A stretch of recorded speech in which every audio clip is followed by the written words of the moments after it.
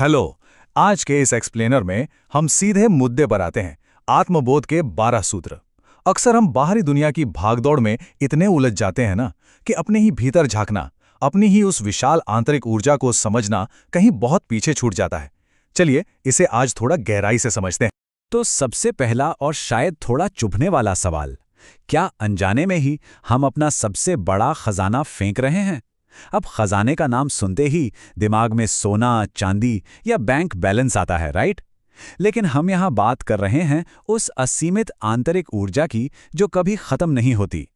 हमारे भीतर ब्रह्मांडीय ऊर्जा का एक विशाल भंडार है, लेकिन सच कहें तो अपनी अज्ञानता की वजह से हम उसे हर दिन बर्बाद कर रहे हैं। और यहीं से हमारा पहला सूत्र शुरू होता है, हमारे भीतर की ब्रह्मांडीय ऊर्जा। हर एक इंसान के पास बिल्कुल इस ब्रह्मांड जैसी ही एक अनंत और अक्षय ऊर्जा मौजूद है। जरा सोचिए, हमारे अंदर सूर्य के समान ऊर्जा का एक प्रचंड स्रोत है। मतलब ये कोई छोटी बात नहीं है। ये असीम शक्ति हमें इसलिए मिली है ताकि कुछ महान सृजन हो सके, कोई बड़ा विचार, समाज में कोई बड़ा बदलाव, और सबसे बढ़कर उस परमानंद का अनुभव। ये ऊर्जा हमें छोटी मोटी बातों में उलझने या फालतू के झगड़ों के लिए बिल्कुल नहीं मिली है।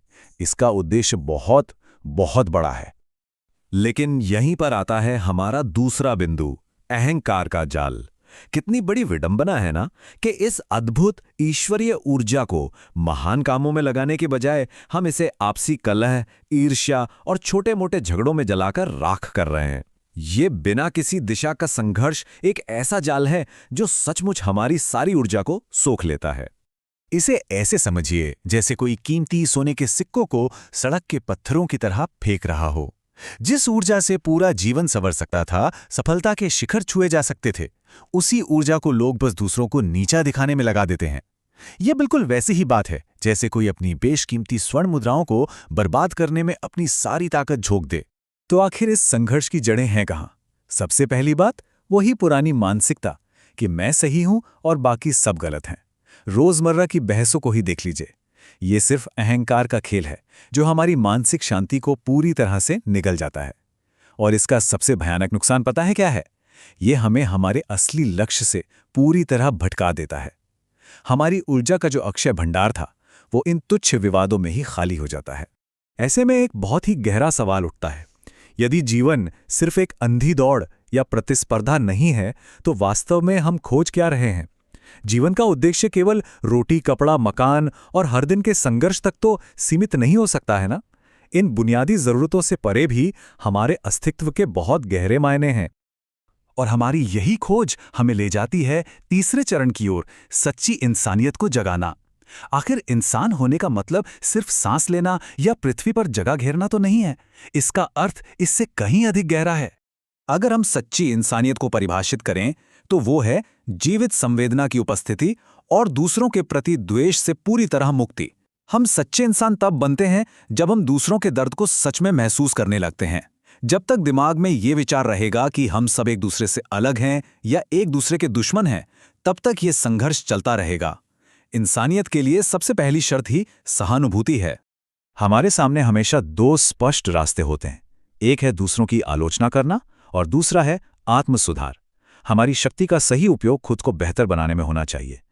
जो वक्त और ऊर्जा हम दूसरों की कमियां निकालने में बर्बाद करते हैं, सोचिए अगर वही ऊर्जा आत्मचिंतन में लगाई जाए तो जीवन कितना बदल सकता है। अपनी ऊर्जा को सही दिशा में मोड़ने का ये सबसे बेहतरीन तरीका है। अब हम बढ़ते हैं अपने चौथे और अंतिम चरण की ओर, परमानंद का मार्ग। जीवन का वास्तविक लक्ष्य इसी रास्ते पर चलकर मिलता है। ये वो आंतरिक शांति है जो बाहरी दुनिया की शोर शराबे और दिखावे से बहुत बहुत दूर है। हमें ये खुद तय करना होगा कि अपनी ऊर्जा को कहाँ केंद्रित करना है। नफरत की अंधेरी गलियों से निकालकर हमें इस ऊर्जा को प्रेम के प्रकाश की ओर मोड़ना ही होगा। बाहरी दुनिया में हजारों लड़ाइयां जीतने से कोई असली विजेता नहीं बनता। स्रोत सामग्री बिल्कुल स्पष्ट करती है कि असली विजेता वही है जिसने अपने मन को जीत लिया हो। आंतरिक शांति तक पहुंचने का ये 3 कदम वाला बहुत ही प्रैक्टिकल रोड मैप है। पहला कदम, अहंकार के इस जाल को छोड़ना कि कौन सही है और कौन गलत। दूसरा, दूसरों के दर्द को महसूस करना। और तीसरा, बाहरी दुनिया के फालतू विवादों को छोड़कर अपने मन को जीतने के लिए भीतर की ओर मुड़ना। बस इतना ही करना है। इस पूरी चर्चा का सबसे महत्वपूर्ण हिस्सा है इस अंतिम अवस्था को समझना, परमानंद।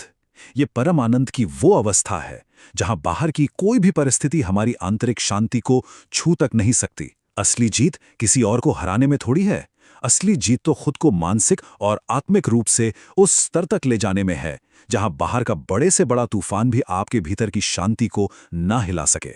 12वां और अंतिम सूत्र हमें बहुत ही गहरा संदेश देता है। यह असीमित शक्ति हमें ईश्वर का एक अनमोल उपहार है। इसे इस तरह आपसी द्वंद्व में नष्ट नहीं करना चाहिए। नफरत और लड़ाई छोड़कर इंसान बनना और प्रेम फैलाना ही हमारा सबसे बड़ा कर्म है। अब समय आ गया है जागने का। अगर हम अब भी जागरूक नहीं हुए तो ये अनमोल जीवन बिना किसी मायने के यूं ही खत्म हो जाएगा। तो इस पूरे विश्लेषण के बाद जो सबसे बड़ा सवाल हमारे सामने खड़ा है वो ये है, कल हमारी ये ब्रह्मांडीय ऊर्जा आखिर किस दिशा में जाएगी? क्या ये फिर से उन्हीं व्यर्थ के संघर्षों में बहेगी या फिर किसी महान सृजन की ओर मुड़ेगी? ये चुनाव हमें बहुत ही सचेत होकर करना है। सोचिएगा जरूर।